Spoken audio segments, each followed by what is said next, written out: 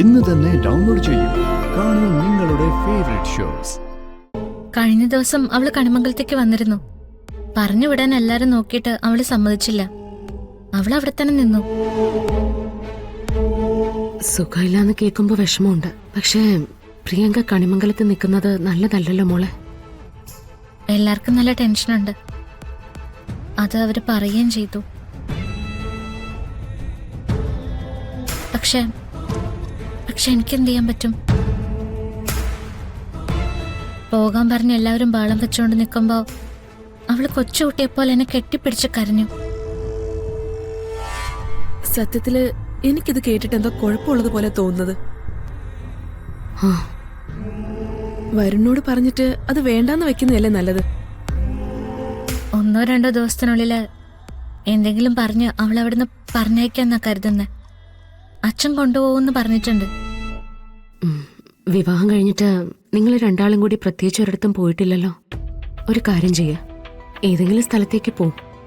നിങ്ങൾക്കൊരു നല്ല യാത്രയാവും. ആ സമയത്തിനുള്ളിൽ പ്രിയങ്ക അവിടെ നിന്ന് പോവുകയും ചെയ്യുമല്ലോ. ഫിദ പറഞ്ഞ നല്ലൊരു കാര്യം മോളെ. മോളെ കാണാതാകുമ്പോ പിന്നെ പ്രിയങ്ക എന്ത് പറഞ്ഞു അവിടെ നിക്ക? അതെ, ഞാൻ വരുണിനോട് പറയാം. വരുണിന് താല്പര്യം ഉണ്ടാവും.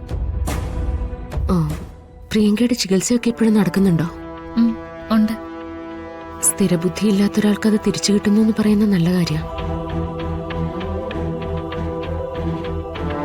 പക്ഷേ ഇപ്പോഴത്തെ അവസ്ഥയില് അത് നിങ്ങൾ രണ്ടുപേരും പേടിക്കേണ്ട ഒന്നും. രാധികമോളുടെ സ്വഭാവം ഏറ്റവും പേടിക്കേണ്ടത്. മാനസിക നില ശരിയായി പ്രിയങ്ക മുന്നിൽ വന്നു നിന്നാല് മോൾ എന്ത് ചെയ്യും? അതിനെക്കുറിച്ച് രണ്ടാളും പേടിക്കണ്ട. ആ കാര്യങ്ങളില് ഞാൻ വ്യക്തമായിട്ടുള്ള തീരുമാനം എടുത്തിട്ടുണ്ട്. എനിക്ക് വരുണിനെ ആർക്കും വിട്ടുകൊടുക്കാൻ പറ്റില്ല.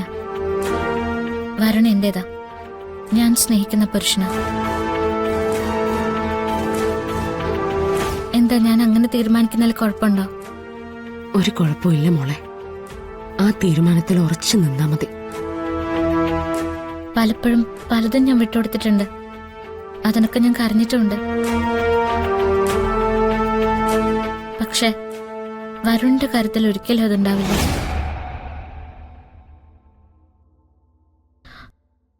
വരുണ എന്നെ ഇവിടെ കൊണ്ടുവന്ന് വിട്ടത്. വരുണും ഉണ്ടായിരുന്നോ?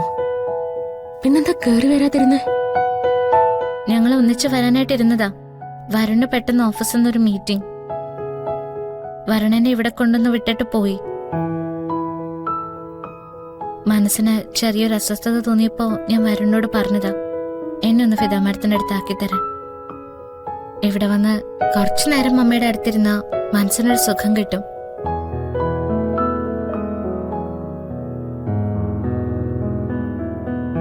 കുറച്ചു നേരം ഇവിടെ വന്ന് ഇങ്ങനെ കൂടെ ഇരുന്നാ മതി. എനിക്ക് എന്ത് പ്രശ്നം ഉണ്ടെങ്കിലും തനിയെ മാറിക്കോളും. ഫിദ, ഞാൻ ചായ എടുക്കാം. മോളുവാ ഇരിക്ക. ടെൻഷൻ ഉണ്ടോ മോക്ക്? ഇല്ല, ഇങ്ങനെ ഇരിക്കുമ്പോ ഒട്ടുമില്ല. ഈ അമ്മയെന്ന് പറഞ്ഞ വാക്കിന് വല്ലാത്തൊരു അത്ഭുത ശക്തി ഉണ്ടല്ലേ.